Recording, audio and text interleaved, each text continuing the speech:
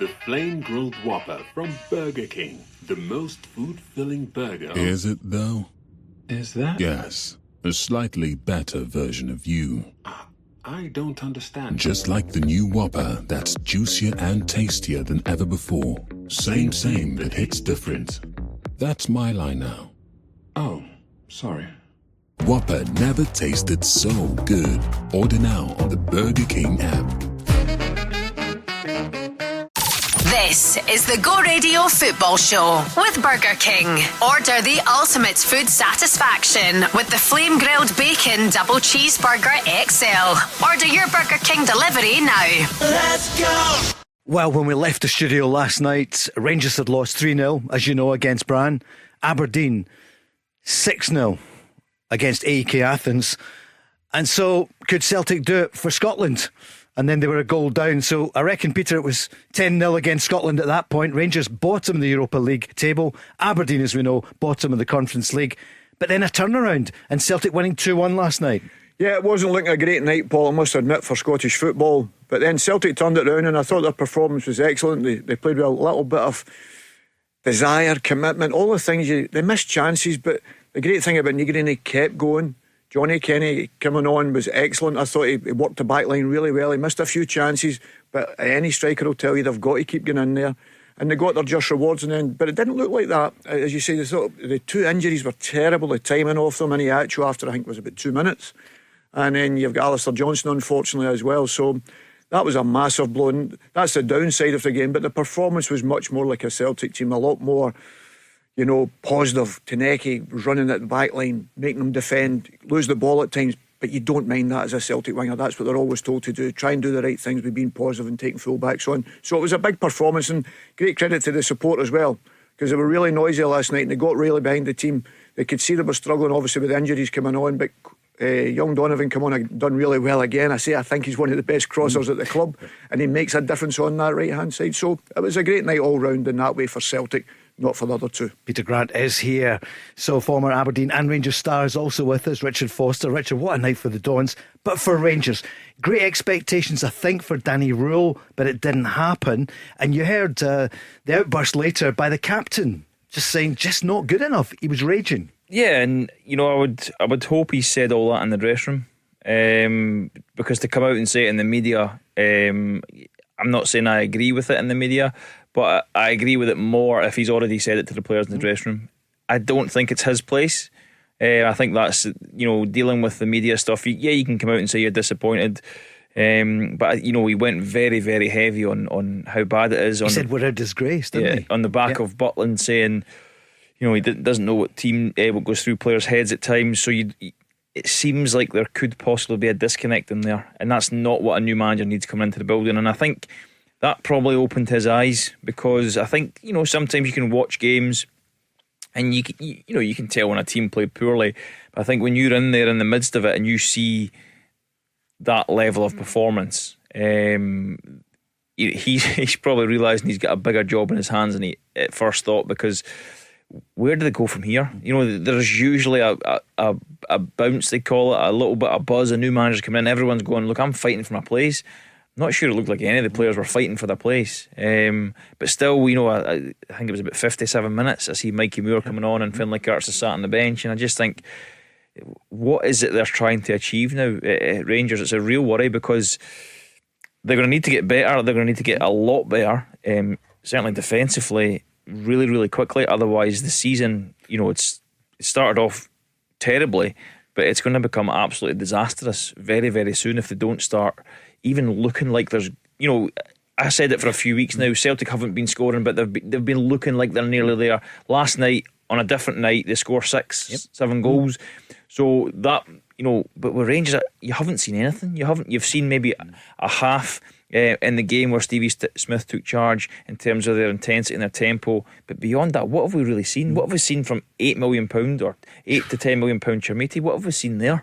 So it's Rangers fans have got a right to be disillusioned, because the way the club are heading, it just doesn't look good at all. Andrew Cavan has been in town, as we all know. The new manager was appointed, or the head coach, just a few days ago.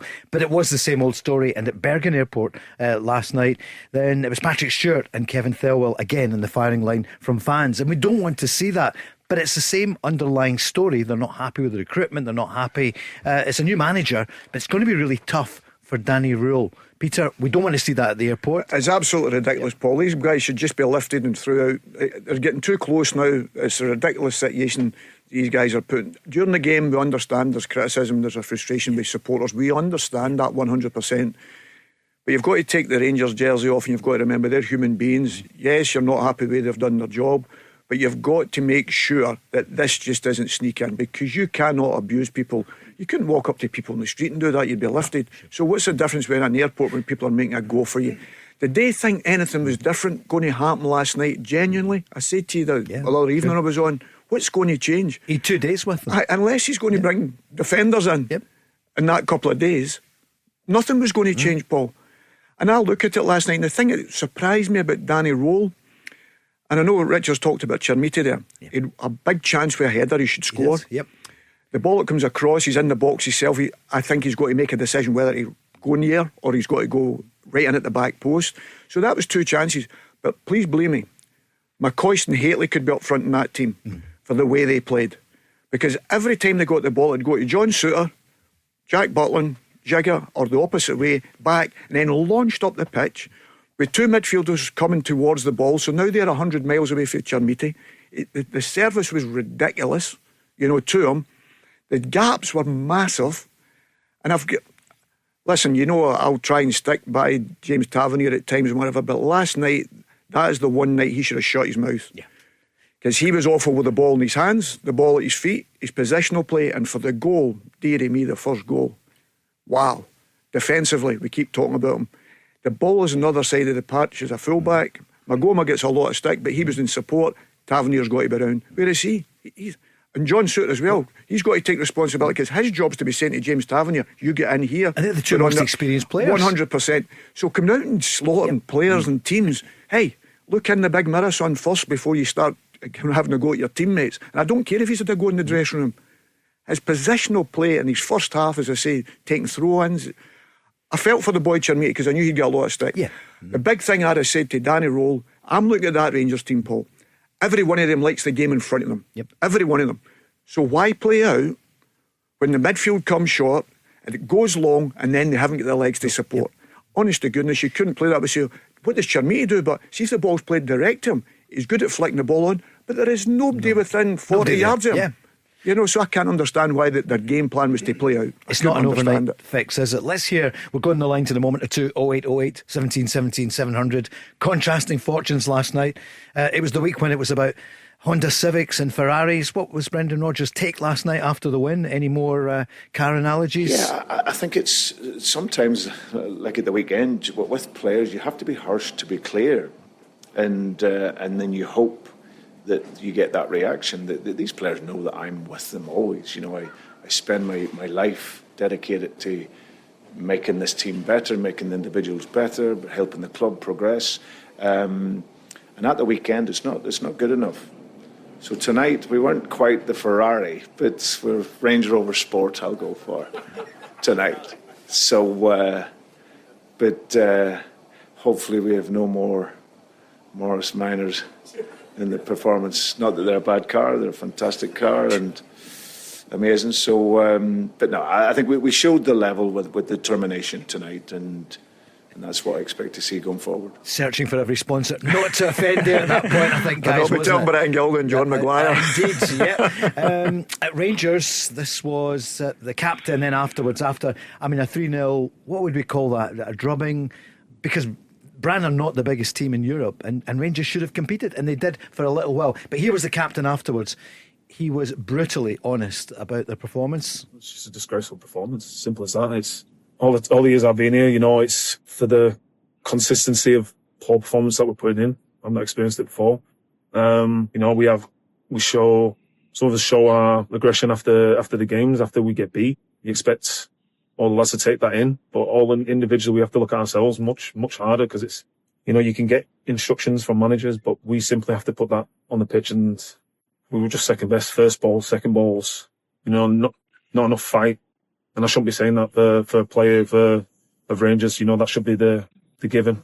You should want to fight, go for the ball. Even if it's a scrappy game, you've got to make it a scrappy game. But it's just far too easy at this minute playing against us, and that's the hurtful thing about this all. Wow, Rangers fans, what do you reckon? 0808 17 17 700. News from Celtic, Cameron Carter-Vickers out for up to 5 months. So that was the downside last night. Ian Atcher going off after, as you said, Peter, 2 minutes, and Alistair Johnson after 23 minutes. That's the news on CCV. Let's go on the lines. Stevie's on, a big Celtic fan. Hi, Stevie. Evening, guys. Evening, Stevie. Better last night.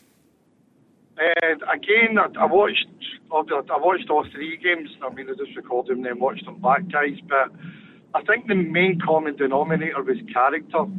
So it was not, again, Alan Hutton had said there was no characters in the Rangers team. That mob were awful. I know what Peter's saying about. Tavernier, that guy could have texted Tavernier where he was going, and he still wouldn't have picked him up.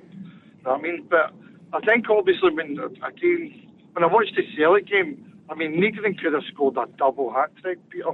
There was chances that even you'd have scored, big man. Oh, come on. No, it wasn't that bad. It wasn't that bad. It was. Don't put yourself down, Peter. But believe me, he's 4.5 yards out.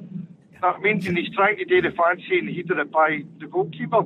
He had plenty of time to bring it down. Johnny Kenny with him. Again, the decision making, again, at vital times cost us. And again, I don't know how you feel, but if the team had characters, obviously we had Celtic have got character because they rolled the sleeves up, they knuckled down, they got that goal. Big skills was outstanding.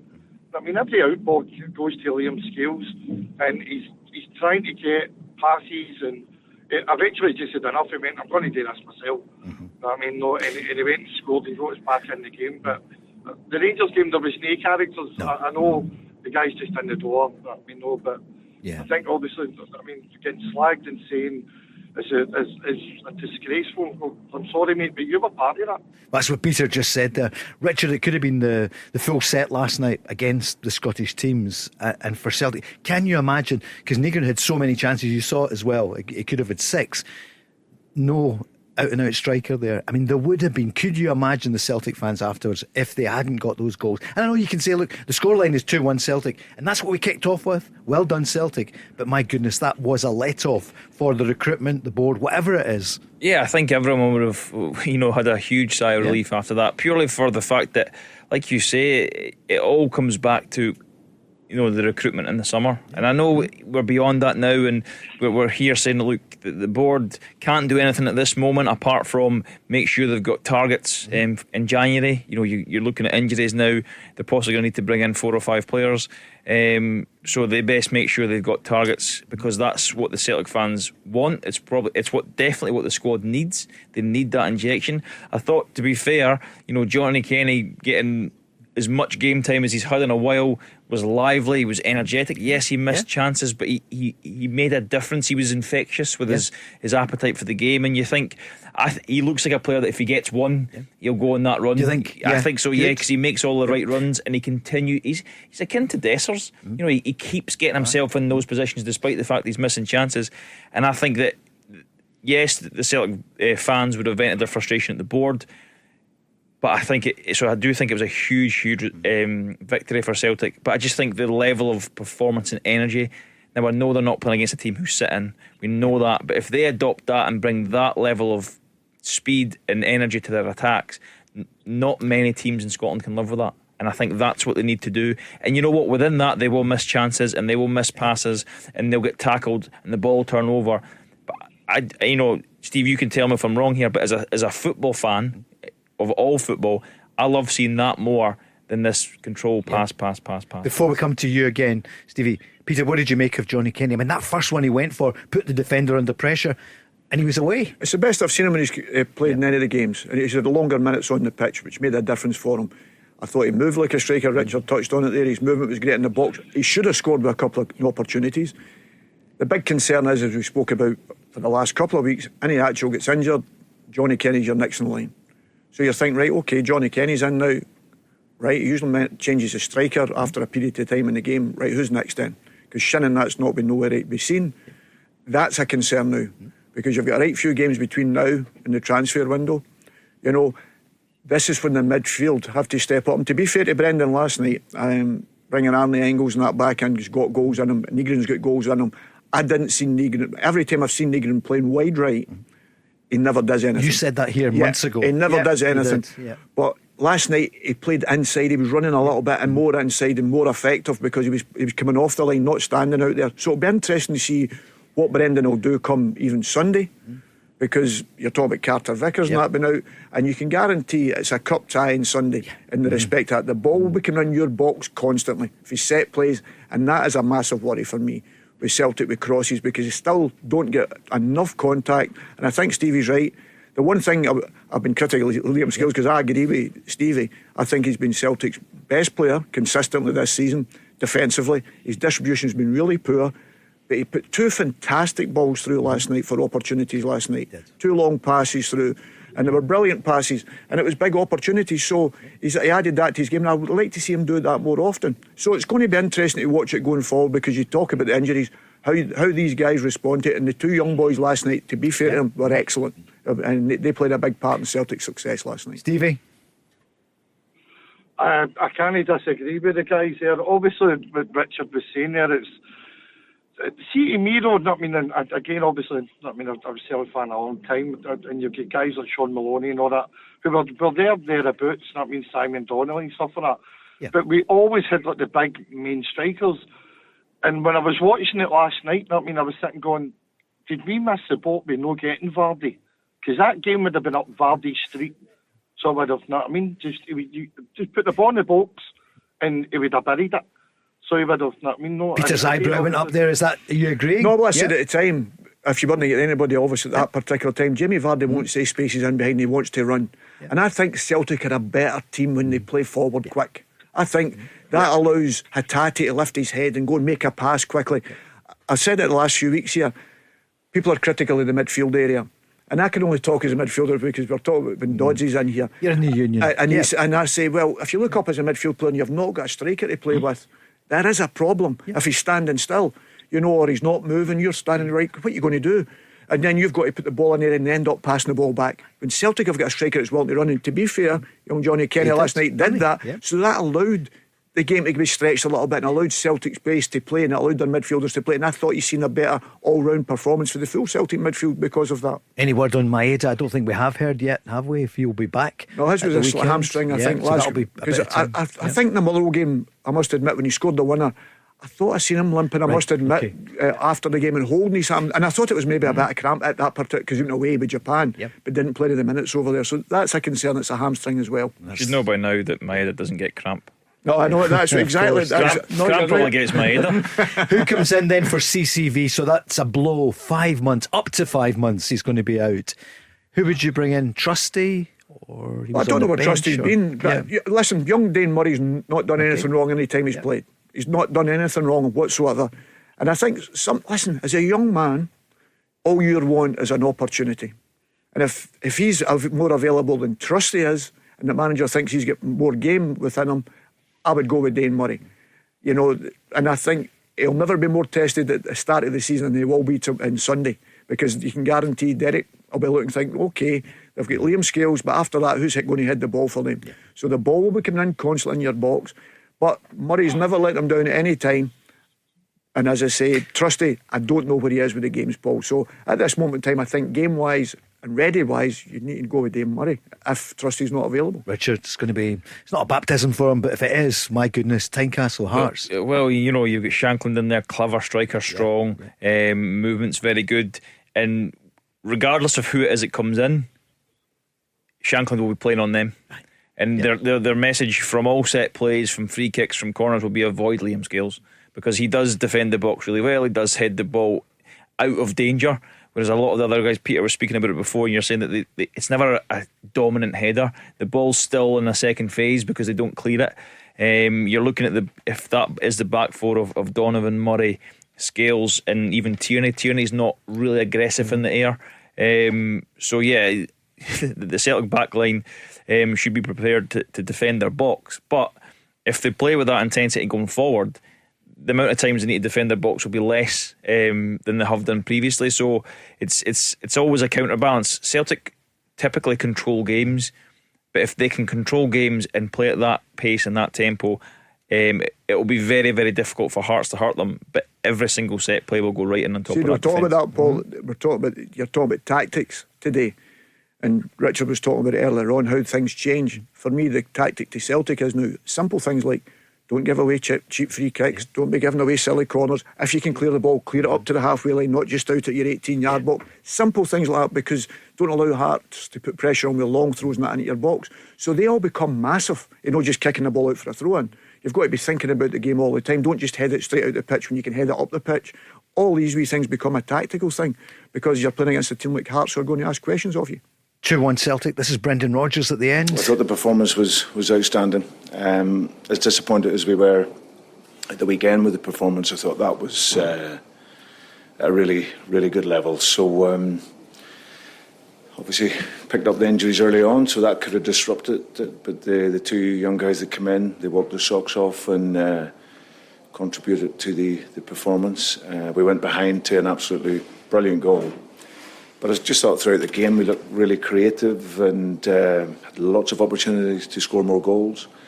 And everything that you want in the team, the tempo and the speed and the aggression, the energy, everything was there against a good side. So, really pleased.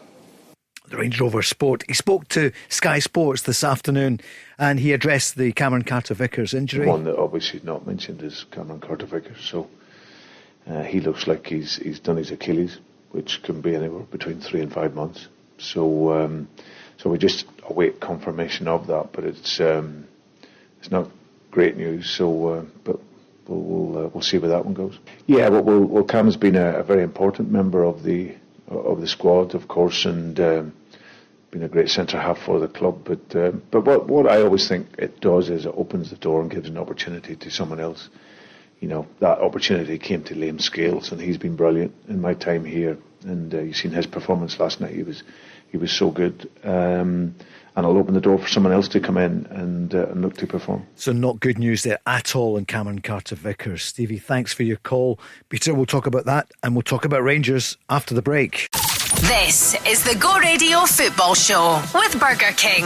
Bring home the ultimate food satisfaction with a Gourmet King's Barbecue Steakhouse Angus. Order now on the Burger King app. Let's go! Yep, the weekend starts here with the Go Radio Football Show with Burger King. We're in the company of Peter Grant, the former Celtic and Scotland star and manager of many clubs, including Norwich City, assistant manager at West Ham United, Scotland coach as well, along with Alec McLeish, and many others. You played how many games for Celtic? Around about 500, Paul. 500 games for... Not very good ones. Steady, he did. I'll tell you why I'm saying this in this fashion. Richard Foster, I always try and do this how many clubs, but I can never keep up with Richard Foster. But I always go Rangers, Aberdeen, Ross County, Bristol City, Partick Johnson, Partick Thistle, St Johnson, of Detroit course, for a couple of months. Detroit as well. Yep. And we've got a great guest in the studio, your son Ollie, or Oliver. Oliver, great to see you. Thank you. Yep, welcome to Scotland. You're in Aberdeen at the moment. I'm only kidding. It's a great part. I was at school up there, brilliant part of the country. And you're, 16? 15, 16?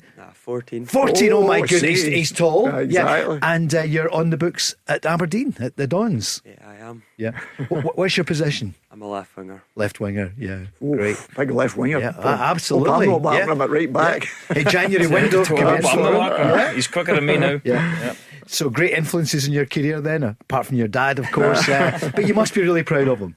Yeah, I am. It must be brilliant having a dad who has done so well in the game. Do you listen to him sometimes here on the Go Radio Football Show? Please say yes. Yeah, I do sometimes. Yeah. Aye, good. What do you think? Any hints for him?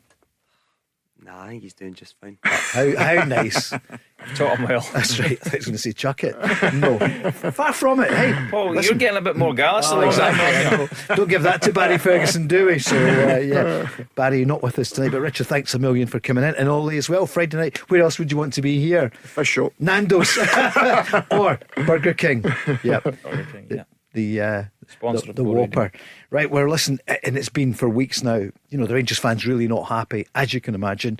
Danny Rühl, and it's Rühl, that's what he said he wanted to be called. It's a Rühl, is the way he likes it.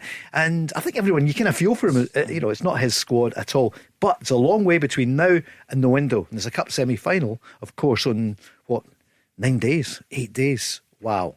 But last night then, we know the story. They went to Bergen. He had 1 day with them here, and then flight over there, training session in the morning. We know the story of last night, 3-0 defeat. This was his take on the game. Yeah, of course. I think we have high standards, and we should have high standards in Rangers. I think this is very important to understand. I think for me it was clear that everything could be right, but of course we are very disappointed today at 3-0 defeat. We have to say the opponent was better. They deserved the win.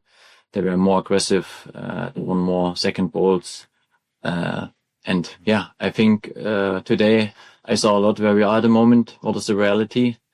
But also it's very clear we have not so much time to change something. But I want to see again a step forward on Sunday, and it means we have to win this game. He was asked, can they still qualify? But Rangers, as we know, are bottom of the table after, the first 3 games? I think it's a hard work, what we have to do. And I look to the next opponent, we will have again a big team. But it's about the turnaround. And for me, the next game is the important one. And this is now on Sunday. I said this, I think, at the beginning. For me, at the moment, to have a long-term view, it makes no sense. We need games every 3 days, and it means we have to win. And for this, I will help my players, my group, my coaches, and then we go forward. Richard, he's got them back in today. You know, there is no hanging about. What would you say for him at the moment? It was always going to be difficult. That's probably one of the hardest press conferences he'll do, because essentially it's not really his team, but he's having to field questions on how they performed. I think for me, he talks about high standards, but go back to basics. Teach them how to hold a back line. Teach them how to move in unison, how to deal with the ball in behind, how to defend your box, how to communicate with each other. Because it looked like last night that there was absolutely no communication at all. And I've used him a few times. Stephen Anderson used to shout at me that he had 2 men when I was stood 5 feet from him, because he just, that was just his way. But it kept me engaged. I always knew where he was. He always knew where I was, and I just don't see that. Like, Peter spoke about it earlier. The gap between John Souttar and Tavernier for the first goal is incorrect. Now, why Tavernier's that high, we don't know. Okay, fine, he's made a mistake, but all the best centre backs you played with, I guarantee they told you exactly where they want you to be, and they told their fullbacks exactly where they wanted to be, because that's what everybody on the pitch has to do, and take responsibility for what you do and the organisation of the team. So they need to go back to basics. They don't win enough first balls, they don't win enough second balls, they don't scrap, they don't fight, they don't defend the space in behind, they don't defend their box. These are all basic things for professional football players. And yes, you can get it wrong and you can make mistakes. So for instance, Tavernier being too high is a mistake in that moment. He's too high, it costs the team then concede a goal. But tell you what, there's a chain reaction, because there's a few mistakes after that. But the fact is that it's not even as if they've made one mistake. It's just collectively they're not together. It's not like Tavernier's in the back four and he slips or he gives away a ball and then makes a mistake. He's not. He's so disjointed from the four, and you think that. So the Rangers, for me, Danny Rühl has to strip it completely back to basics and go, look, start winning first balls, start working as a unit, start landing on second balls, and then we can maybe start building ourselves into a game, because at the moment they're miles off it. But surely then a succession of managers have tried to work with them. I know the squad has changed a bit, but the core of it's still there, Peter. You can't think that Russell Martin wasn't trying to do it. Barry Ferguson, before that Philippe Clement. There's a fault line in that team. I'll tell you the fault line, Paul. The first thing he said in his press conference there about second balls. Yep. Please believe me, whether I played 40 years ago, it doesn't matter. Me as a central midfield player, I'd be telling the manager where to go. Because if he's trying to get me to go on second balls when I have to come short to get a pass for the back man, then they're just launching it 70 yards or 80 yards away. Does you think I've got a motorbike to try and go on a second ball? Absolutely no chance. And that's why I'm thinking to myself, if I was him, I'd Rangers' success against Celtic at Celtic Park last year, they went like that, hit the front man, we're not going to play out at any time. We're not going to do it. Dundee's success against Celtic last week, we're not going to play out at any time. We're going to go off the front and get round second balls with energy. Get on that second ball. Don't be embarrassed to do it till you build this team's confidence. That's what and this is what annoys me when people talk about dinosaurs and what. It's no dinosaurs. It's using your brain. Yep. They have absolutely no chance. And I'm going to tell you now, and maybe I'm 100% wrong because I'm not in the dressing room and I'm not coaching them. Raskin playing that number 6 position, never if he lives to his 100, because he's never in the right position. He's always running away to the side of the pitch, or he's running into the box. He's always recovering away a run when the ball goes beyond him. You should never be that far away from the game at any time playing that role in the team. If you're playing with 2 sitters, whatever it is, never in a million years. But he thinks that's his best position. Yeah, but he keeps telling everybody. But he's not the coach. 100%. And then you'd be saying, see if he's in the right position, Paul, know what he does. See when the ball's the opposite side, he's saying, tuck in a bit, tuck in, because he's close enough. But because he's out of position, the gaps Rangers have got defensively, I told you, said the other night that a clearance causes Rangers a problem. But the manager's saying second balls, you have absolutely not a hope in hell. You could play 5 in the middle of the pitch and kick the ball the way they're trying to play and bringing everybody deep to get it, and then go long and ask Chermiti to hold it up so you can run 70 yards to get support.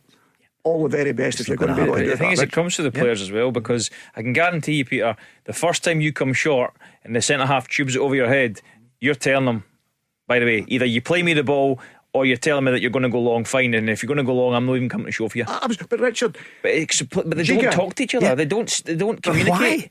Because we to be fair, it's something that's going out of the game anyway. You know, I see it with the kids, and it's, you know, they don't open their mouths. And I always say to them, if you talk more, you will run less, because you can organise. The most of the, and obviously they don't have access to this, of course they don't. But I would always say, any right midfielder, left midfielder, winger that played in front of me, they might have thought I was a Money so-and-so, but I can tell you something, they always knew where I wanted them to be, and I put them in position so I could tuck in to protect the centre half, because the wide player can't get the ball, because I've put him in the right position. If I don't tell him and the winger gets the ball and I'm narrow, then I've got a real problem. But you help yourself by talking. Now, these guys are grown men, they're professional sportsmen.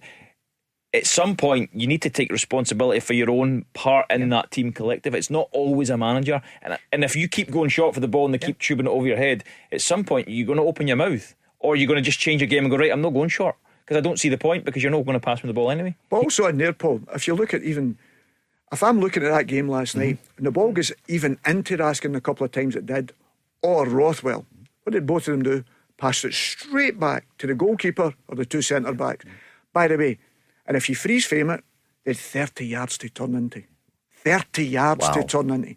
So why are they doing it? But please tell me. Of course, you know, please tell me, because but then you'll get it. Jack Butland gives it to John Suter, back across to Giga.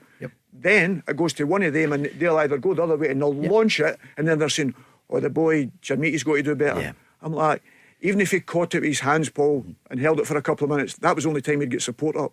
Yes, he missed a big chance for sure, but in general play, it's, as I said to you, impossible Haley, they wouldn't no chance. Let's hear a bit more from Danny Rühl about the reality of the situation, what he's inherited. Yeah, I think this is the reality. After 2 days, you hoped, of course, to have a good start to win this game and have quick to turn around. But I think this is in football sometimes just a wish. You have to work hard, and it goes not overnight just when you talk, because we have to do something better on the pitch. And tomorrow we will straight go in the meeting. I will show them, and we have to work, and we have to use every single minute to improve this performance, and should not come again.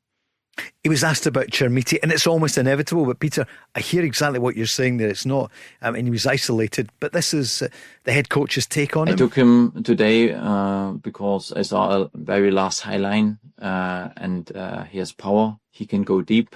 I think that was the reason why I took him. But again, I come back to the key message today. Important is the team performance. He was asked why he played him. I don't know, it's changed a bit, isn't it? Why did you play? Well, he's an £8 million player or whatever. He's got to get games, but it would be wrong then, I think, to focus on the shortcomings of Chermiti. Richard, would that be fair? I'm not I'm not trying to make any excuses but I think for him. when he's saying he's got to run deep, to me that is in behind. So if you've put on the pitch and you've said running behind, and then you watch him come to the feet all the time, at some point you're going to go, any chance you're running behind? And if you don't, you should have taken him off quicker. You've also got Ant-Man and Gassama either side of him. So if he's coming to feet, then they need to run in behind.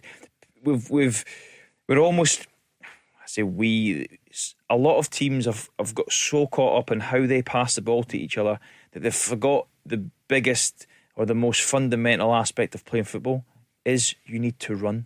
Yeah. You need to be able to run. Peter ran when he played however many years ago. I had to run. The players have to run now, but they all want to come to the ball and take nice, neat touches. And teams just get higher and higher. You look at what space did Celtic give Dundee? The space in behind. And where did Dundee put the ball?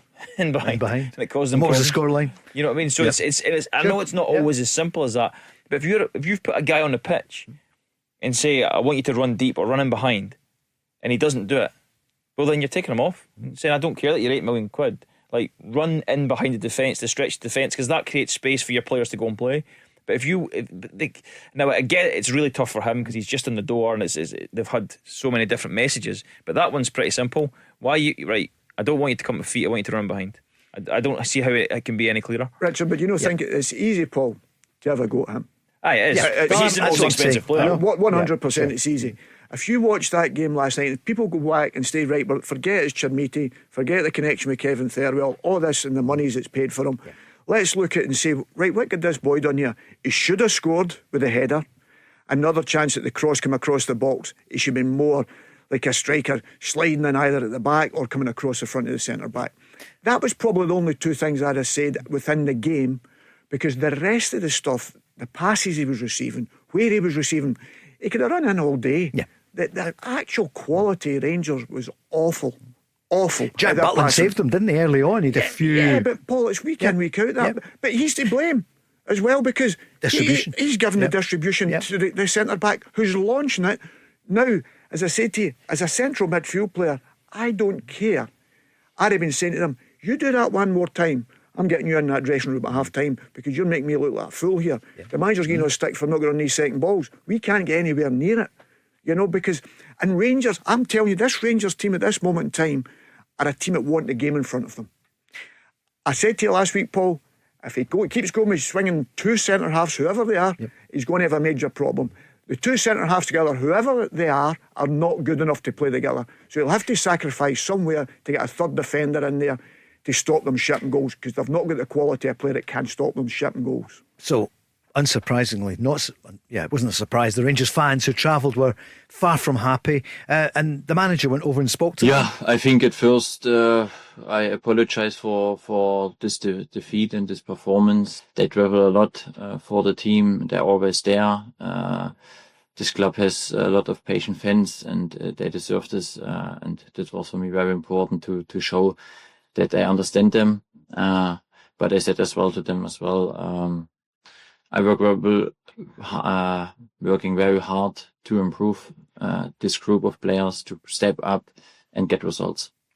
0808 17 17 700 if you think it's bad here for Rangers fans tonight. Could you imagine being on in Aberdeen at the moment after 6-0? I mean, Jimmy Thelin will come under pressure, you would imagine. I think so, and it's strange because it was on the back of them starting to look a bit better. To be fair, I think they're playing against a decent AEK Athens team, but when you lose that many goals, and that was 3-0 down after about 28 minutes, so it's just the manner of the defeat that becomes the issue. I get it that it's only 3 points, but it's the manner of the defeat that's a worry. James Penrice, of course, playing for them, and he could have been playing at Rangers. 0808 17 17 700. The Go Radio Football Show with Burger King. Try the new and improved Whopper, bursting with flavour and juicier than ever. Let's go! Well, it's been some week, hasn't it, here on the Go Radio Football Show. There's been, with Burger King, there's been all the controversy about Celtic losing 2-0 up at Dundee, but they had the 2-1 win And Celtic needed it last night. It would have been some time since they'd lost 2 in a row, Peter, but they won last I night. think they were talking about 4 years or something like that. I knew you would know the stats. It's something like 4 years or something they were talking Were about. you on last night on Celtic TV? No, I was not. I was just What? at the game enjoying it. Oh, right, And, you know, one of yeah. the ones for a change, you can sing like a supporter if you want. I was saying, what, do you want to sing any of them? Because Richard might strike up, Ollie will strike up the Northern Lights of Old Aberdeen. Exactly. I've got to be careful what I'm singing in here. You know that. Oh, of course, you wouldn't want to. Otherwise, so Celtic winning 2-1. What about their opening goal, though? That was what a strike. It was ball cheaply possession. It just shows you at top level, all against top players are capable of coming in and smashing one in the top corner. What I like about this is the same as the Champions League last year. Teams are coming to win at your place. Yeah. They're good to watch, aren't they? Yeah, but The teams are games. coming to win. Yeah. It's not as if you say, well, we've got the second leg, so teams will sit in. It's completely different. Everybody's trying to win a game at football, whether they're at home or away. And that's what I really like about it. I prefer it to be in the Champions League for sure. I said, but that's what I enjoyed about last night, because they had a go to try and win it. And a couple of chances as well, by the way. They did. You Jody know? Horvath, what a strike that was. Peter, see, as a coach, Brian's on asking, do you watch and think, oh, Celtic could pick up one of their players Of come course you January, do. whatever? Did you spot anyone last night? I thought they were talented. I liked the big lad that got sent off, actually. I thought yeah. he was mobile Yeah. and up about the middle of Yeah, the pitch. He was always Chukwueze. available. He was always available. It was a bad tackle, really It bad was, tackle. wasn't it? But he was always available. But when you're looking at a profile of a player now that people are looking for, they want someone over 6 feet, you know, mobile. And we're talking about Rangers. They play the position. That's what I watched them, Paul. They play the position. I said about Celtic the other day at Dundee, I thought Celtic were just throwing all the balls in the air and hoping something was going to happen. They didn't have any shapes, which is very unusual for them. I looked at them last night. They were trying to win the game within it, their shape, if you understand. It doesn't need to be the same personnel, Paul. If I'm playing centre midfield and I drop out and somebody else goes in there, that's playing your game. You're not static like robots. Everybody else is moving about, but they've always got a balance. And that balance, I thought he held his position really well in the middle of the pitch.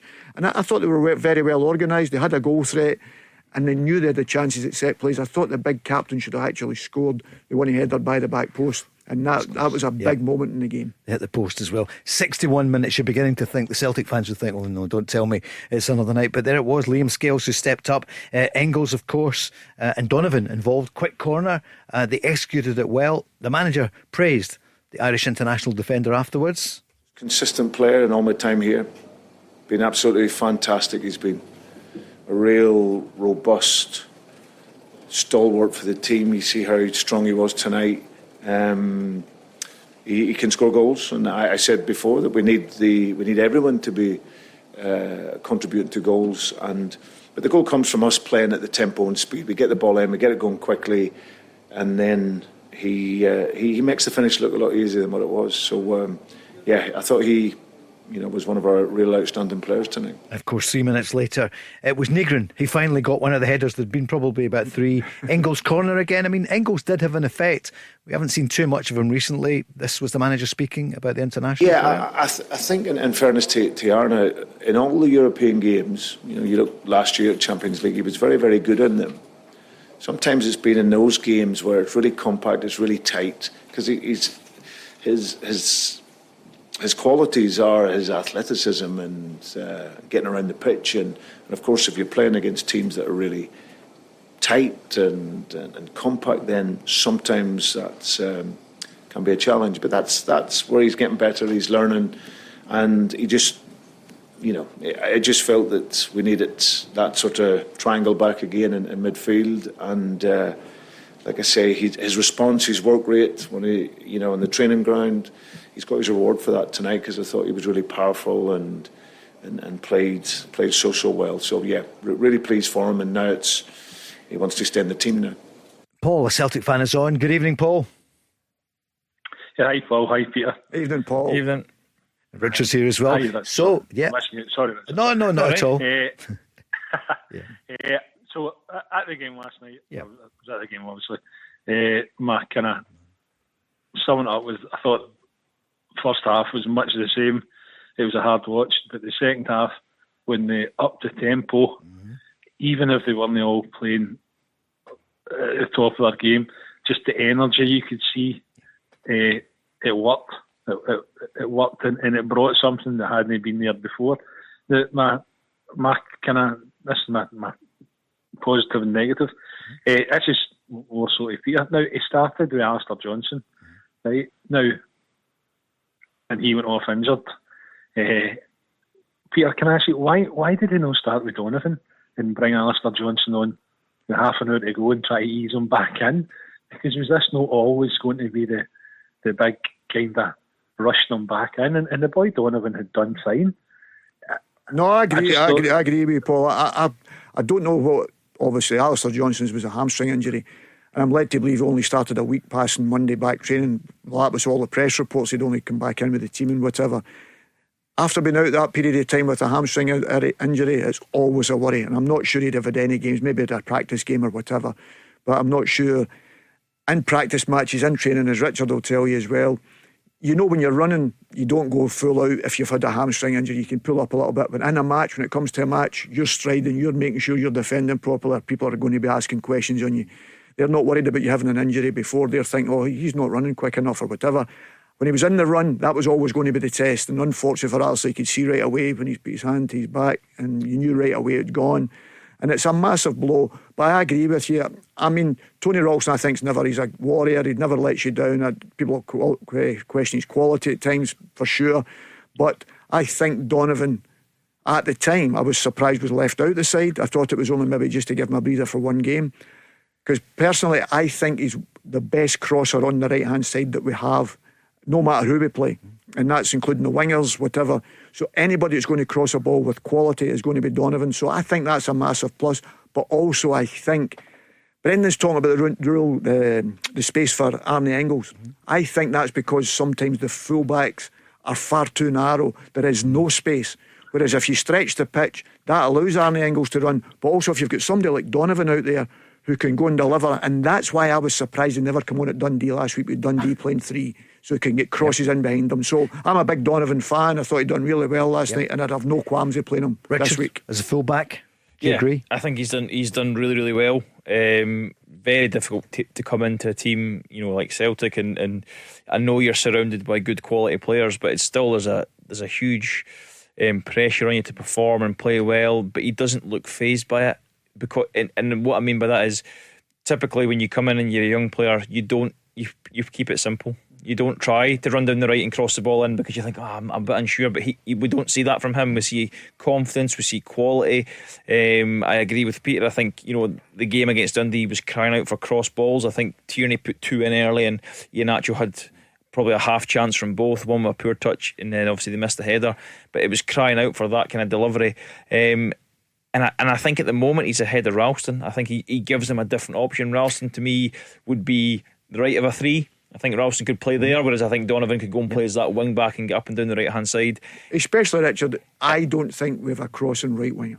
No, exactly. Anybody that plays on the right hand side, Negron there and he comes in the pitch. Absolutely. Donovan's the perfect foil to get outside. Don't have, you're because right. he will hold his width. Yeah. And I think, like Peter says, that then creates a bigger problem for a defensive team, because as soon as you're having to defend the width of the pitch, it's nigh on impossible. Whereas if you're only defending the width of the 18-yard box, it makes your job much easier. The gloom around Glasgow, both sides, before the games last night, Paul, we wondered how many Celtic fans would turn up. They turned out in good numbers, including yourself. And Brendan Rodgers had this message about the fans. I sensed it just before kick-off when the guys were in their huddle, and I could hear the crowd, and I really sensed that they knew that we needed them, and that's the power of Celtic. Once the team is supported and they feel that, then they can go in and put those types of performances in. So but it was a great night for us, but it's important now that we can move on from this.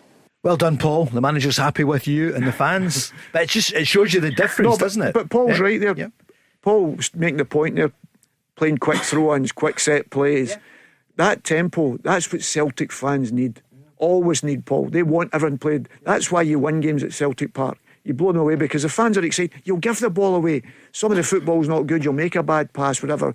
As long as you're going for it, and you're, as I say, putting crosses in the box, shots at goal, passing forward, that's what they want to see. And they will back you the help because they always support. So it's going to stay that way now? Paul, what do you think? Well, I mean, see, we had a wee bit more quality. Could have possibly scored 5 or 6 last night. Yeah. How many headers did Negron miss? I mean, it was only about 5. See, I know. At least he got in there, but I know. He did, but see, we had a striker, a proper striker, and Biggie Nacho misses his fair amount of sittles as well. Johnny Kenny was very unlucky, but he needs a bit of a run. But my concern is, where's the cover? Who's going to? So I take it. Will Trusty come in for Carter-Vickers? Trusty's been injured. I think he's been injured, or Brendan's just fell out with him or something. Where's the cover up front? Maeda. Will Maeda come back in? I don't know how bad his injury is. He's not interested. We haven't heard. If we had a striker last night, just a guy who concentrated and putting the ball in, a guy who could header the ball. I mean, just a guy that could header the ball. Adam Ida. Oh no, he's gone. I mean, isn't it? It's absolutely crazy. And you know they're going about the board. I would love to know, and I think Celtic should come out at some point and say, right, what is the structure here at the football club? Instead of saying it was board people or it's the manager, it's the what's the recruitment process there as well? Because the fans don't really know. How can you let Ida go out the door to Swansea and you had no replacement? I know Ian Nacho came in afterwards, but there's no cover. I agree with you to a point. You know, we're only questioning the board because things have not been going well or not been as good as we're used to. Why do the fans need to know the intricacies of how a business works? All right, I think the answer is Kyogo left in January. I suppose that's it. Yeah, Richard, I take your point as well. So you've got to justify that to the fans. Kyogo left then. Ida's left on the 31st of August. It has got to the point where the fans are allowed to question what's going on. Yep. Not in terms of who makes the signings and is he doing this or what's he doing. Just why haven't we signed a striker? That's a legitimate question for me. Why didn't we replace Kyogo? That is a legitimate question for Celtic fans, because it's the elephant in the room. It's the question that we're all looking at it going, why on earth, one, did they not replace Kyogo or try to replace him, and two, without replacing him, then let another striker go? Yeah. You know, because now you're two down, and so that's. And Maeda was leaving as well. He was in the departure lounge. Place was packed up to go, and he scored how many goals last season? 33. It doesn't make sense. Listen, James is saying we're well over for the news. Paul, thanks so much for. I'd love to ask, what do you think the scoreline at Hearts? Are you feeling confident? I know there's the injuries. What do you reckon for Sunday? Am I feeling confident? I feel a bit more confident than I did before last night, but at the end of the game I didn't realise that Carter-Vickers was injured. Yeah. So 1-0 victory. Hopefully it's a dodgy penalty and it's a mistake by VAR, and hopefully it hits off a Shanklyn's face and goes in. 1-0 victory. This is the Go Radio Football Show with Burger King. Try the brand new Wagyu Burger. Deliciously seasoned, 100% British flame grilled Wagyu beef with a creamy layer of caramelised onion mayo, peppery rocket and crispy onions, housed within a soft seeded brioche bun. Let's go! The Flame Grilled Whopper from Burger King. The most food-filling burger. Is it though? Is that? Yes. A slightly better version of you. I don't understand. Just like the new Whopper that's juicier and tastier than ever before. Same, but hits different. That's my line now. Oh, sorry. Whopper never tasted so good. Order now on the Burger King app. I see a lot of potential, what we have to improve. I think this is very important to understand. And this is what I taught my players as well. I want to see that every individual player tried everything to make this step forward. And this is my job. Yeah. And for this I took this job over, to develop them and improve them. And, we have to do it individual, but also as a group. And there's a lot of things what we can do. How frustrating was the manner of the goals that you conceded? All three of them very easily scored for them, and perhaps very easily avoidable from your perspective. Yeah, I can agree. I think this is as well, to defend as a group, avoid mistakes, but mistakes happens, and then it means how we react the next teammate. We have to help each other. And I think this mindset at the moment have to come into, at the moment you see on the pitch, we blame more a single football instead a group football. And I think if we do this better, and if we understand this, that we have to suffer together, if we have to help each other, then we will be successful. But if we try just to play our game, then it's hard. And I think you saw today a team who is exactly doing this. I think they have maybe not the best individual players, but they worked so hard as a group, and it's the reason why they deserve this. And this is my job, to bring exactly the individual players in a group and where we work hard as a unit. Danny Rühl in the media area afterwards, after the game last night, 3-0 against Brann. Rangers bottom of the table, Celtic I think in 23rd position, Celtic on 4 points after the win last night, and Aberdeen bottom of the Conference League after losing 6-0 to AEK Athens last night. And James Tavernier then spoke afterwards. He said, we're a disgrace, and he said more just after the game. You should be playing for the shirt. You know, you come to this club to play. It's an honour to come and play for this club. You want to make history playing for this club, and that's nowhere near the requirements that were shown tonight. And the managers came in. You know, it's a couple of days on the training pitch. You only can give certain instructions. But us as ourselves have to put that on the pitch. If they're not careful, they're making history of the wrong kind for Rangers. Yeah, I mean, I was just, looking up the word potential, because, the potential might not be good. It could be the potential to be worse than he thought, which is possibly what he's seen. He I can't imagine he thought it was that bad. Thought it would be that easy to score against his team. And I think he's exactly right there. When you look at how they played, it was 11 players running about doing their own thing. Just weren't. There was no shape about them. There was no.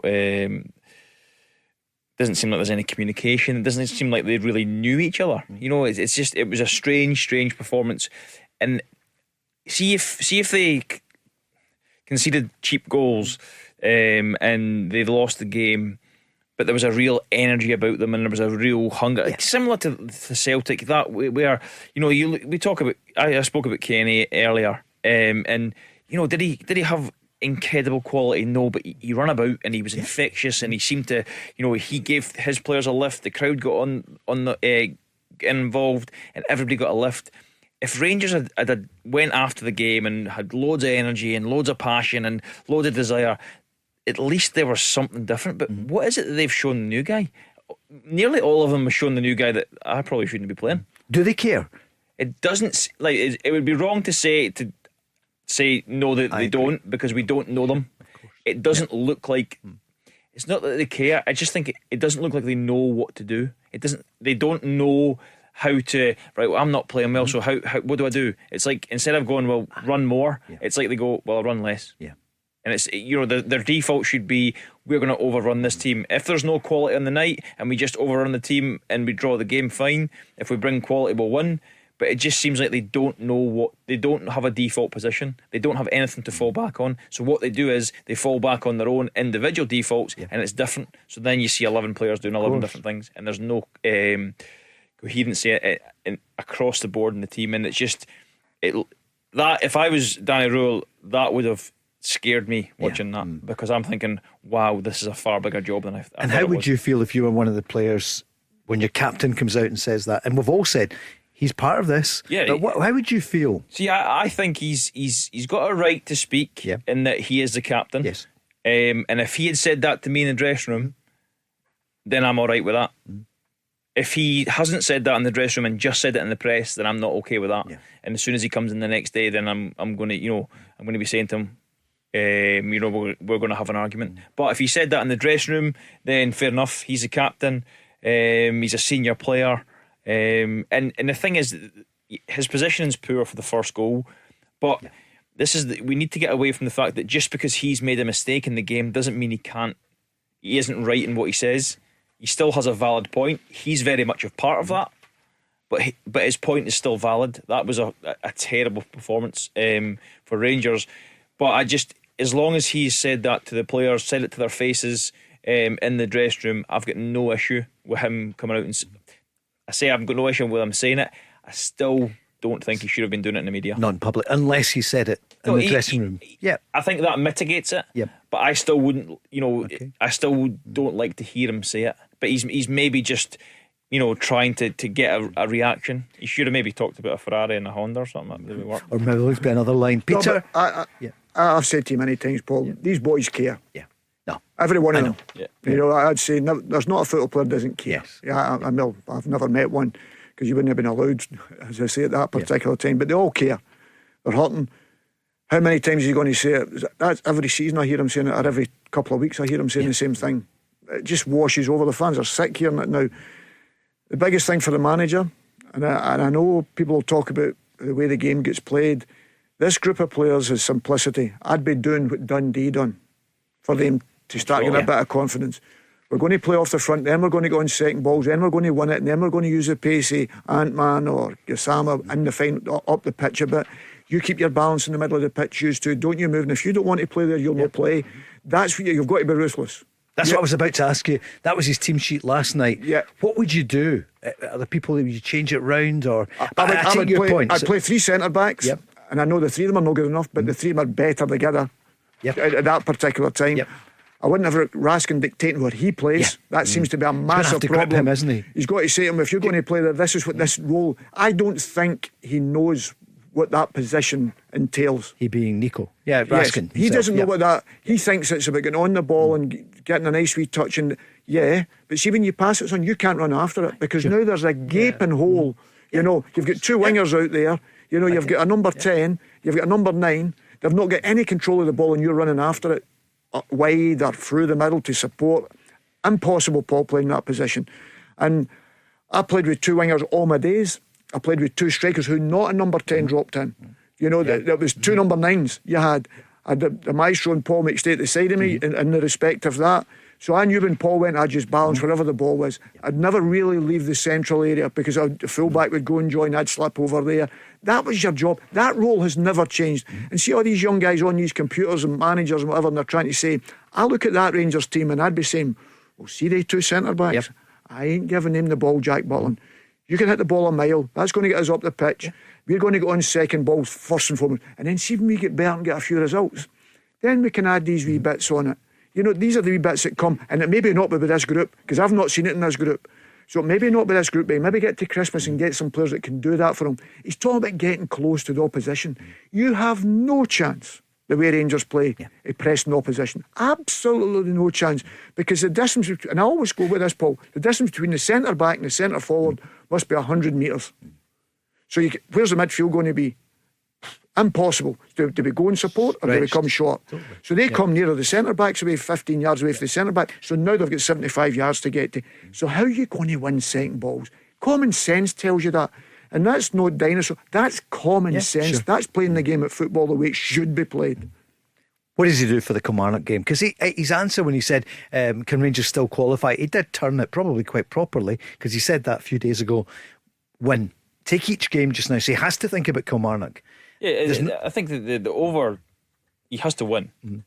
How he does that and how he sets up the team is the the £1 million question. What would you do, Richard? I think I agree with Peter. I think you'd go to a 5. In a 5, I always liked at least one of the 3 to be a fullback. So then your 5 can slide either way, and the fullback goes out into the wide area, which is used to, and you push your wing back higher up. Is that Tavernier? On the side? So Tavernier would be your right wing back, I think. You're probably looking at the moment. Would it be Suter, Cornelius, and Giga would be 3 centre backs? I'd maybe play Aarons and possibly either put Tavernier back in as the right of the 3 and play Aarons at right wing back, or go the other side. But I'd like one full back in that 3 just for the mobility.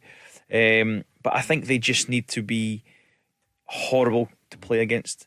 We spoke about it. We spoke about Celtic getting the ball back in. See when the teams that I played against, the Rangers teams, the Celtic teams, that's when you tried to get your breath when the ball went out of play.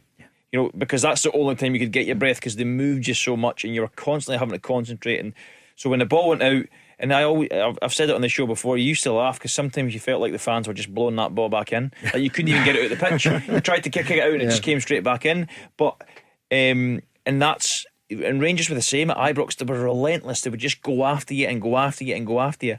But I don't see that.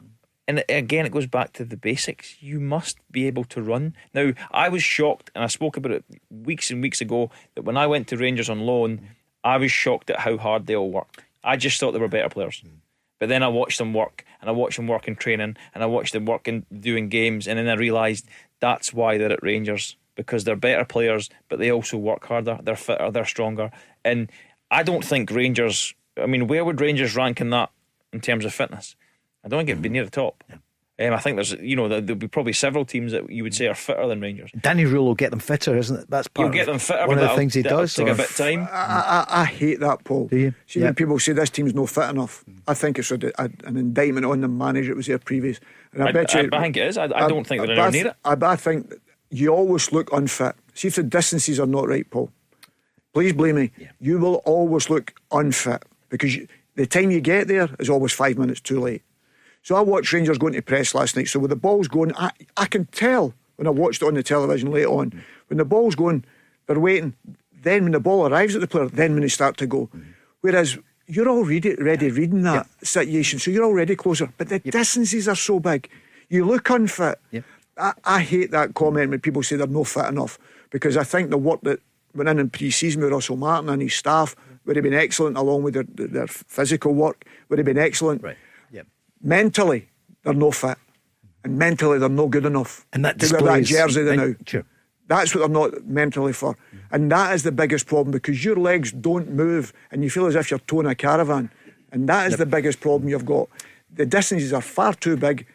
I think if they get the distances right, all of a sudden you look a little bit fitter, in the respect of sharper. It's not a fitness issue. I think it's a mental issue with this, and lack of quality. Stuart Kettlewell, you know him well. You were, in fact, he brought you in to Motherwell, didn't he, during his time there? I was going to say, do they fancy their chances? Darren's on, a Rangers fan, saying to you, Richard, how do you think it's going to go? And what will Kelly do that Rangers should look out for? Because they're big, they're fit, they're strong. They'll utilise set plays. I think they'll be well organised. They'll try and frustrate Rangers. Obviously, Rangers being at home. The way things are going, 15-20 minutes in, if it's still 0-0 and Rangers are not knocking down the door, then the fans will turn. They'll get restless, they'll get annoyed. The way the confidence level is at Rangers at the moment, they're shot to pieces. So how are they going to cope with that? And I just think Kilmarnock in the early part of the game need to be really, really well organised. But when they get the opportunity, play in behind the Rangers backline like Falkirk did. Don't think about passing out from the back. Don't think about playing through the thirds. Put the Rangers defence under pressure. Put them under pressure constantly, because I don't think they cope with it. I don't think they cope with defending the space in behind them. I don't think they cope with balls in from the wide areas. Jack Butland has to make far too many saves. Far more saves than you would expect a Rangers goalie to make. But if Kilmarnock are really well organised and they're aggressive in terms of the 1v1 duels, and they keep their distances nice and tight, which I know they will. I've worked with Stuart. I know the way he'll set up. But there's a vulnerability about Rangers just now. It's not this. If you go there and you think you can go gung ho, then Rangers can punish you. Yeah. Because are the players at the top level? No, but they're still relatively good players on their day. But I don't think Rangers have the mindset, and Peter touched on it and probably made a better point than I did in terms of the mental fitness. No, I don't. Rangers don't have the mental capacity, I don't think, to break teams down who sit in, but they also don't have the mental capacity to deal with any ball forward. So Kilmarnock are a big side. They've got decent strikers. Bruce Anderson's a live wire, really clever football player. I just think Kilmarnock need to stay in the game as long as they can, quell that crowd, get the crowd on the Rangers players' backs, and then I think there's real opportunities for Kilmarnock to score. Peter, mind you, Hearts found a way through last week against them. Kilmarnock were excellent against Celtic for a big period, but it's sitting in. Celtic had a lot of the ball, never really created that much. Then all of a sudden, Kelly finished the game. You thought there was only going to be one winner. Danny Atcho obviously gets a penalty at that period in the game. You thought they were big, Dackers, and that's big. Watch for this on Sunday, and I'm saying it now. Okay. If Raskin plays that role, watch how many times Watson runs off him and gets an opportunity. Yep. Richard's nodding. That's all he does. Yep. And if you leave that space for that young man, he will run away from you, and you won't get back to him. And his timing's excellent, and that's a big problem for Rangers. So I don't care it's Ibrox at this moment in time. I think Kelly will be thriving on it and saying, listen, this is a big opportunity for us. Rangers have had a big game. They're getting battered for pillar to post. unless Rangers change the system or the way they play and be more direct themselves, and that's difficult when you're playing against big centre backs. You don't want to go long, but you've still got to get around the second ball then, Paul. At least it's on the opposition's half you're doing that. And Rangers have got to remember that's where they're at this moment in time. They're not Barcelona at this minute in time. So they have to find a way to, because the manager says it, and this is all I'm saying, is he keeps coming out with the word win. So obviously somebody's told him when he's getting the job, use that word win. It's all about winning, right. It's all about this. So he's kept saying it. This is the only way he's going to win at this moment in time. I'd bring Cornelius in and play with the two centre back, because Richard's right, you've got a left hand side. He plays left back as well. He's comfortable going out in that position. John Souttar's played on the right hand side and he's comfortable going out to the right hand side. I would play Tavernier further up, and Magoma, he plays more like a winger anyway. He is a winger. So you're as well saying to him, go on, and if that means matching up against Kilmarnock, that's what they have to do. Then you've got a job to do, because then I'm looking, if I'm Martin Paul Cooney, he's not getting a kick today. If I'm running, he's running up and down that line, I'm running him that way. This is the mentality you've got to have getting into these games. It's not being pretty till you start winning, and then when you start winning, then the shackles come off and you can do and become the better player. Sorry, I'm just laughing there because I've been in plenty of games playing wing back against a wing back, and you feel like saying to them, come on, we'll just go and sit in the stand because we're just chasing each other up and down the pitch. We'll just come off the pitch and nothing will change. Neither of us are going to get a touch of the ball. But that's when you're playing against, if you're evenly matched. But if one of the two get the upper hand, then it can be a real lonely place, because sometimes you're stuck out there on your own.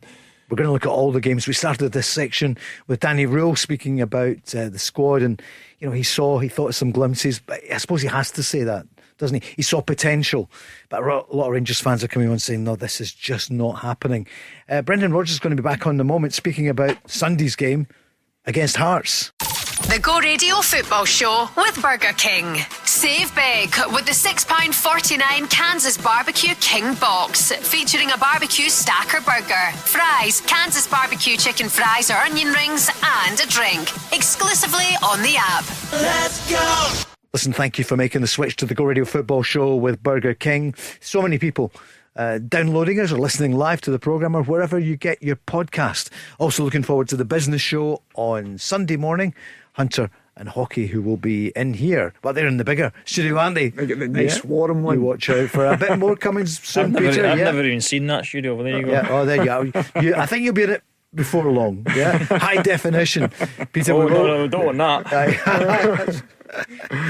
Need to get the makeup department in for you. Yeah, absolutely. Oh, no, you always look at 100%, as does Richard. So there's a weekend. There's so many games. I'm just looking at the card here in the west of Scotland, and as I look at it, it's the Rangers game. There's not that many in the west of Scotland. Rangers against Kilmarnock is Sunday.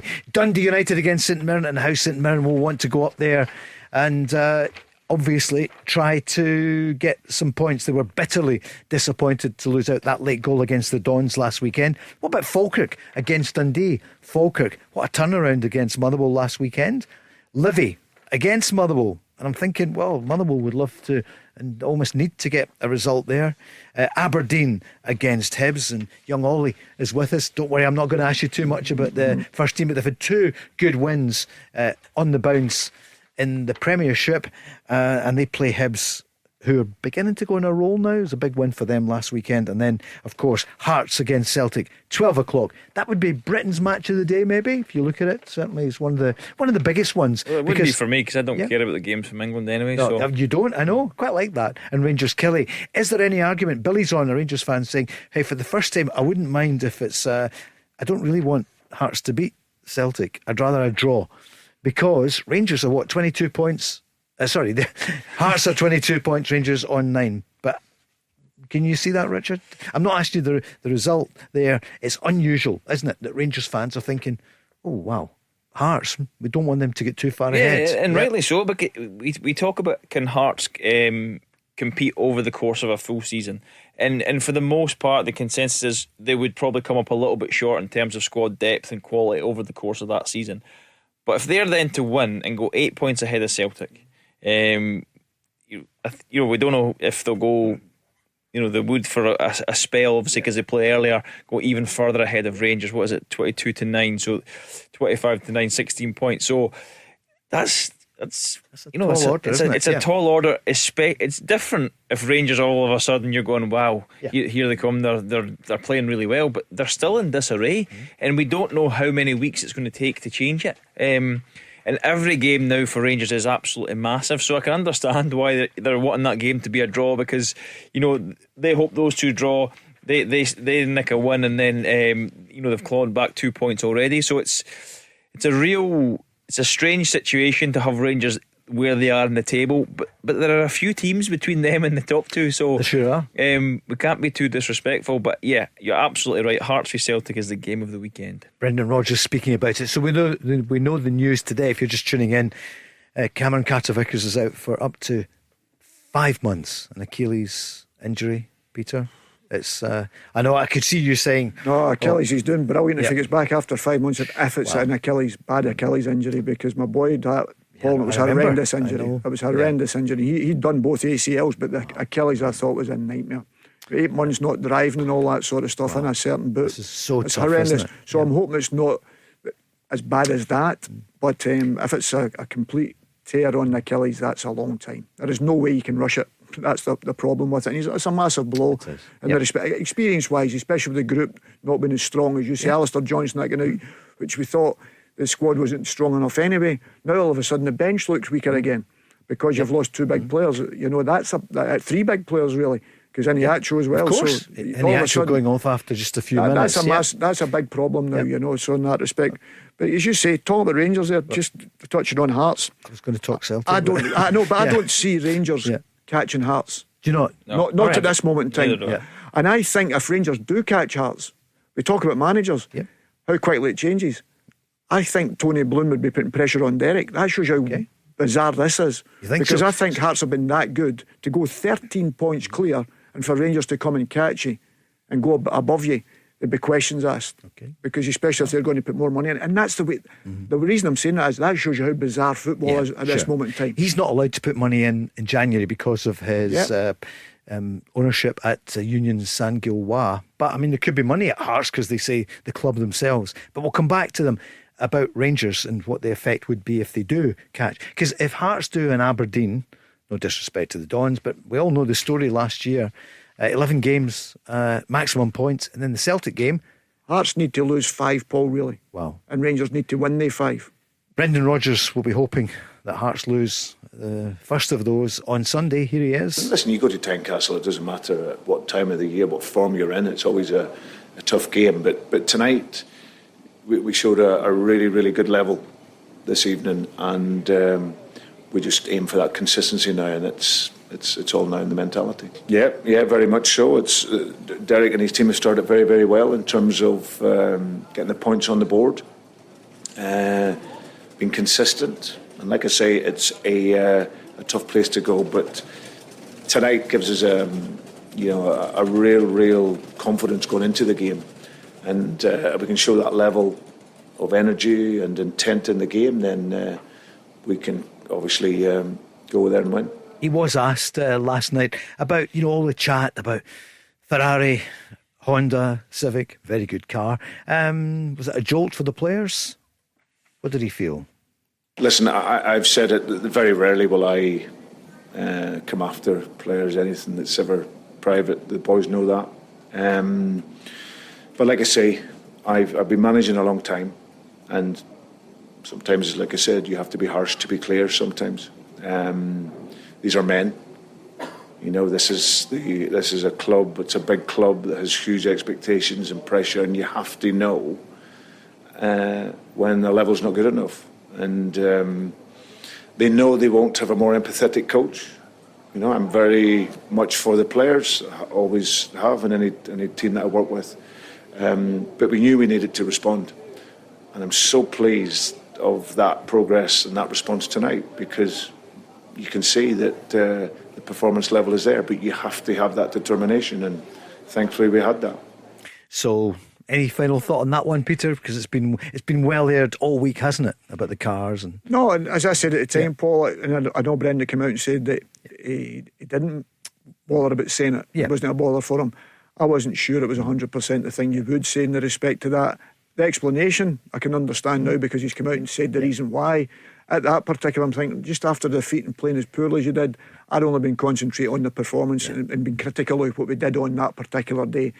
And you can say, we've spoke about it earlier on about Tavernier and that, there's a harshness can happen in a dressing room, and I've had it in the dressing room where it's been hell for leather.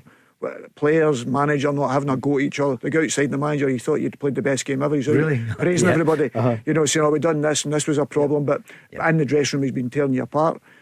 Sort of thing. But Brendan heard the fans, at full time at Dens Park, and it went on to him and the team for the first time in a long time. There's been so much chat about the board and all the rest, but it went on to him, and I don't think, nobody would like that, would but they? the thing is, Paul, you've got to turn and say, I didn't agree with that, what happened at the start, because it does unsettle you a little bit as a player. You just want the game to get going. Richard will tell you the warm-up is the worst part of the game. Then when the game starts, and all of a sudden, I hated the warm-up. Done it perfectly in the respect to that, but I hated the warm-up. You just wanted the game to start. As a player? I'd rather come in at 10-3. Yeah, exactly. Get changed and just go out and play. Exactly. Players will tell you, because all that adrenaline, you just want to get started and play the match and get the game kicked off. That's what you're desperate for. The supporters are there and you think, everybody's going, and then all of a sudden the game gets slowed down a little bit. But the performance wasn't good enough, and I thought he should have just stuck to the performance on it. That's my opinion. And I agree with him. Very, very rarely he's been critical of his players. I understand that. But they've got to take responsibility. The performance wasn't good enough. The organisation, the team wasn't good enough. And they should have talked maybe more about that than I thought making a comment about the Cars. Going to switch it to the Championship, because the other night in the programme we were, the doom and gloom, and we said there's a Glasgow team at the top of the table, joint top, and that team of course is Partick Thistle. Tomorrow they're at Raith Rovers. It's a title race that could go anyway, but my goodness, Partick Thistle back right in it. Yeah, and to start the season everyone was talking about St Johnstone, they're going to run away with it, and it started so well and nobody really seen Thistle coming. They just went about their business week on week. They're in that place where they're either playing really well and winning games, or they're not playing as well but they're still winning games. When you see them, they look like they're playing with a freedom. They've got a good energy about them, they've got a decent squad. I think it'll be key for them. I don't think they've got the strength and depth that St Johnstone have. So it'll be key in terms of losing, don't lose your key players, which is, that's crucial for all teams, we know that. But typically, I don't think the guys coming off the bench beyond maybe 3 or 4 are as strong as what he's got on the pitch. So that'll be big from. But they're in such a good moment just now, where they just, like I say, you watch them and they look happy to be on the pitch. They look like they want to be on the pitch. They're enjoying their football. Are they going to win the title? No, tomorrow. Take it. I think they'll have too much for Raith Rovers. Yes, I don't think Raith Rovers are playing particularly well at the moment. Peter, I'm looking at the league, Paul, and if I was looking at it and saying off the top of my head, I'd be saying I'd be near enough all away wins, which is very rare in the Championship. And I look at it there, Adrian Onions, unfortunately Danny Lennon lost his job. It's a pity, because I know he loves his football, so it's disappointing for him, but obviously the results weren't there. St Johnstone, Richard's right, I watched them in that game against Partick Thistle and I thought they'd blow the league away. They were that good on that particular day, and Partick looked the opposite. So Mark's done a phenomenal job there as well. Ayr United have had big results here and there. Queen's Park have been struggling to score the goals, obviously. Partick, as you say, bouncing back. But then Dunfermline, they've had some great results. They've had some great results. So this will be a big game for them all at Ross County, because it's one of these games you think, right, let's go up there. And if they win that game, they could be right back in the picture again. I see they're getting an overnight up there, up your way. Well, I know it's Dingwall. But no wonder, it's beyond the wall, it's miles away. It is, I know. I used to go up there a fair bit to the Inverness area and Wester Ross. That makes sense, but it shows you that they're taking it seriously. It shows that they're doing things properly. It's a must-win game for Ross County. Yes, for me, Ross County must-win a game. I know that's a lot of pressure where they've only played 11 games, but 11 games, they get 8 points. They're 16 points behind both St Johnstone and Thistle. They need to start getting up that league, because they're too good a club. I know they're not a big club, but they've been around a long time in the top league, and they need to start getting themselves up the table, because they're a well-run organisation. They've got great facilities. They've got a very good manager and assistant manager as well. I know. And a Look good at the squad. job he did at Dundee. So it's just once things start to click, I expect them to move up the table. Have they left it too late, possibly, to catch think the so. other two. Yeah. What about Morton against St Johnstone? Leslie Ann's asking, can the Tone do it? And Queen's Park Air United. We better say the Tone for her, you know what I mean? Because Yes. she'll come back in here chasing us. Indeed, But, she'll be at the match. Unfortunately, I'm going to go for St Johnstone. You want They for bounce okay. back. And what about Queen's Park Air United? I know they were down to 10 men the other night, but they lost out to the Jacks. Who do you fancy? I fancy her. Fancy her? I fancy her, you know. I fancy her. I think they've got the players in there that can hurt Queen's Park, and I've not seen enough in Queen's Park that they're going to get the results that they, as you say, against the stronger opposition. Richard? Yeah, I agree. I think, Ayr, I don't think they were great against Thistle. I know they went ahead and get a man sent off, but I don't think they were great. But they're still right up there. They're still within touching distance of the top two. They've again themselves and Arbroath have just quietly been going about it, and I think they'll have too much for Queen's Park. Ollie's in the studio with us. Young Ollie Foster is with us. Jen is on asking, who did you model yourself on? So you're a winger. Is there a player that you thought, oh wow, I can take something from him? I like the look of a young Gareth Bale. I think just quick down the line, get balls in the box, powerful runner. Just think all round good player. Yeah, Welsh boy, you're a Scots Cracking lad. golfer as well. I know, virtually professional. Because you've got a dream. I was lucky enough to meet Sir Chris Hoy just at the Edinburgh Kilt Walk. He was there and he launched it along with Sir Tom Hunter. And we were asking him just about, 6 times Olympic champion, a silver medal as well, so 7 times. And did you ever think you would do it? And he said, well, there was a time when I thought, right, what do I want to... And I'm going to be an Olympic champion. He said, I don't know why I said it, but then I had that as an aim. And what are the chances of you becoming a 6-time Olympian champion? But if you think about it and you go for it and you do the right things, it can happen. So what would your dream be in football? To play for the Scottish national team. All right, yeah. Play for Good answer. Scotland. Oh, brilliant. Good answer. Just so he could say, I done it, Dad, and you never. Dad was in the squad and should have played. I warmed up on the pitch. That's about as close to That's a shocker. Do you know, I said that to Billy Stark. So Billy played for Aberdeen, played for Celtic. He was a brilliant player, and he's on a programme with your dad and myself. We can't tell you just now about youth football. And I said, I've known Billy for years, but I hadn't seen him. And then I said, how many caps? And he didn't have a cap. And I couldn't believe that. I would never do that. Billy Stark, what a player. Richard Foster. You didn't have quite the same reaction when you found out I had no caps. I thought you did have caps because I remember you being in the squad. But people always think that, Paul. Yeah. And Billy was an outstanding player. Yeah. The biggest thing is the guys that are in before him were outstanding players, and people forget that And when he said that. international. Yeah. That's the problem. Yeah. When you're talking about midfielders or whatever, or wingers. It's like saying to a striker, well, why did you not get as many caps? Well, I think Kenny Dalglish was up front. Exactly. Right, I know. okay, I know. Sure. It was before that, Dennis Law, right? That's right, okay, yeah. So Any there's big name, so no. and there's Yeah. always a problem for that. And listen, what you've got to do is all he says there, you've got to strive for that. Absolutely. But to do well for that, you have to do well for your club side. And you have to make sacrifices. Because there is no easy way. People talk about luck. Listen, the harder you work, the luckier you become. People say, I agree with that, that's for sure. But there's a lot of things now for the young players. They've got to be determined to sacrifice when their mates want to do everything else. That's the hardest thing. I love going out with my mates, but I had to end up staying in the house so many times because you had to sacrifice to stay in for your game and prepare for training. And I don't think that's ever changed. Eat the right things. Ollie, are you hearing that? Sorry. It's so important, Paul. Yeah. It's so important. To get to Scotland. And we love that, the fact that that's your aim. Absolutely. Brilliant. But you have to... It's not necessarily the most talented players, and I know you are talented, but it's the people that work really, really hard. Made a career out of being fast and working hard. That's it. Speak to Ollie again after the break. In fact, if people on, here's Paul on the show saying, really enjoying the show. I hope Cameron Carter-Vickers can come back better and stronger next year. Peter's right about Brendan Rodgers' comments. No way do players want to be criticised in public. Hearts on Sunday will be a much tougher game than last night's match. And what about next Friday night? Ayr against Dunfermline, Bruni versus Lenny. So I think that's Paul, a Celtic fan in Hamilton. What a game. It will indeed. This is the Go Radio Football Show with Burger King. Bring home the ultimate food satisfaction with a Gourmet King's Barbecue Steakhouse Angus. Order now on the Burger King app. Let's go! Well, we're really looking forward to the weekend. We mentioned the championship games there. Poor old Aki's got the points deduction and a fine as well, so they are knocked off the top of Division 1. And listen, we would all love to see the Achilles being restored to. I mean, it's not that many years ago they were in the Premier League. Incredible, isn't it? It's incredible. a shame. It's a crying shame. Yeah, we hope it gets sorted out. Right, back to the games this weekend in the Premiership. What about Dundee United St Mirren? So we did mention it briefly earlier on. Richard, what are you thinking for this one? The sort of Jim Goodwin derby? To be fair, I'm looking at the league and out with Hearts and Celtic.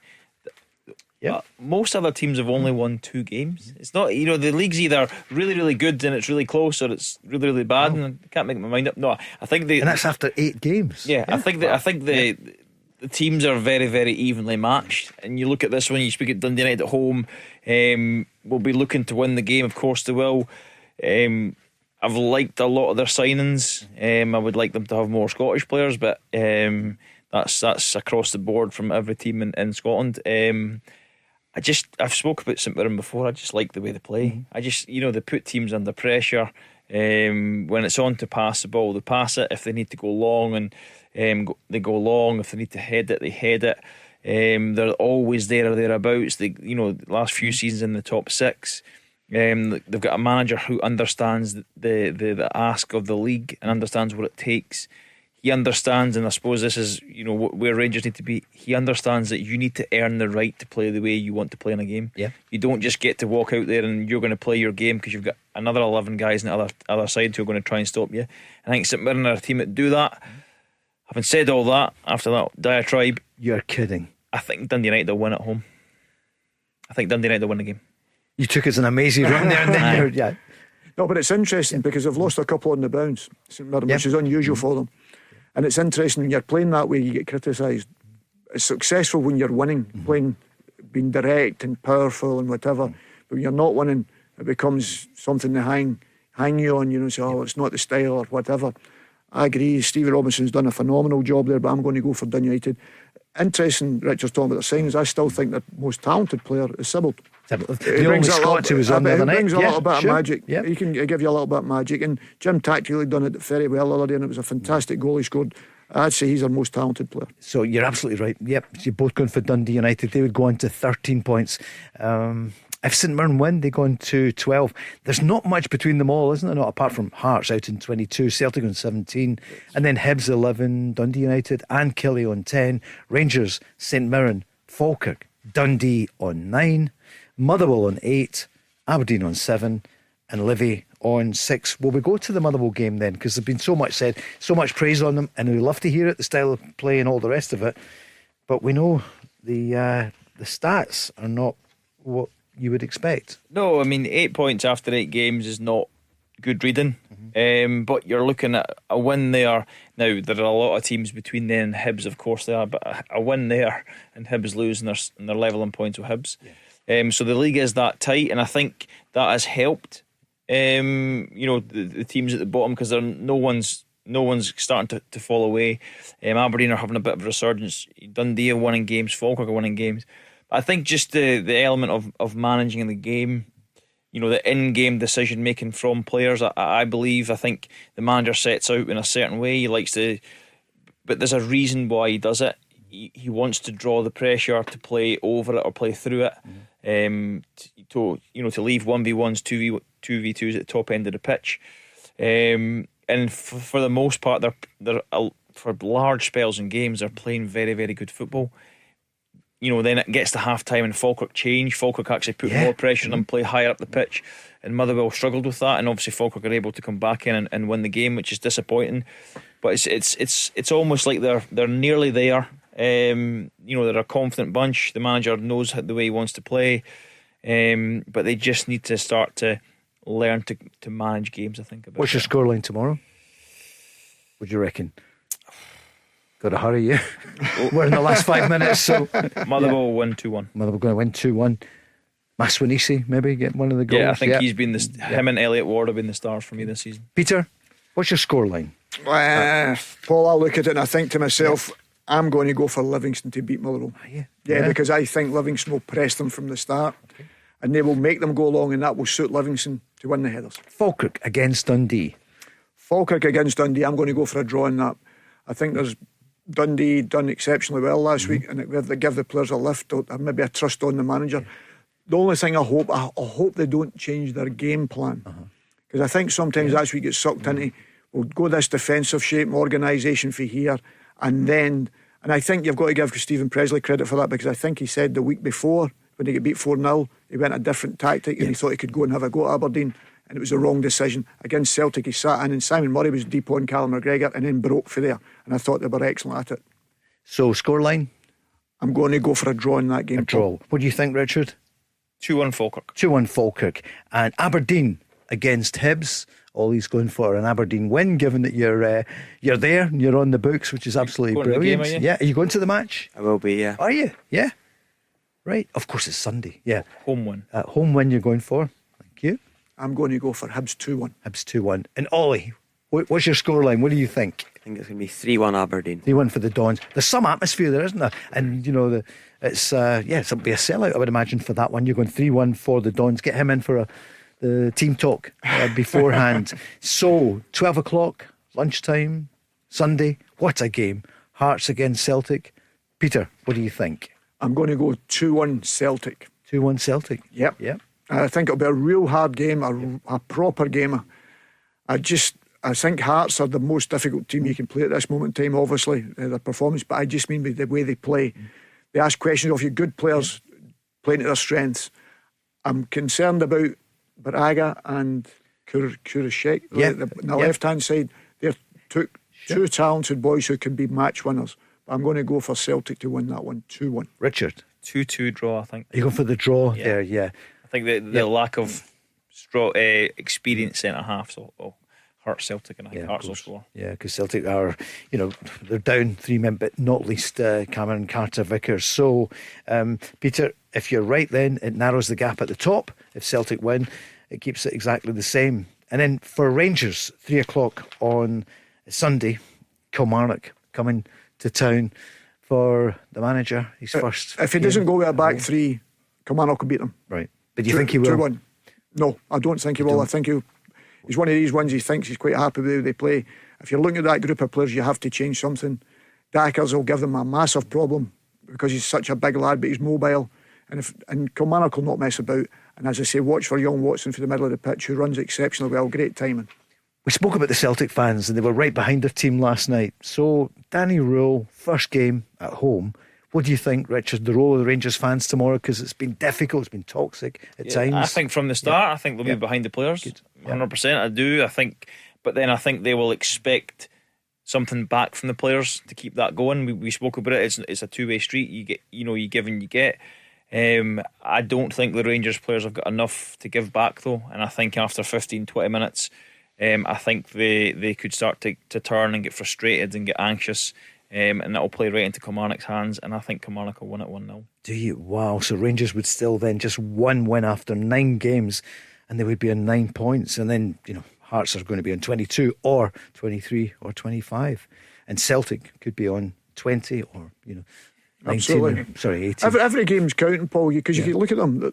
Most of the teams, apart from Hearts and Celtic's 5 and Hearts is 7. Everybody else is a 1 or a 2 victory.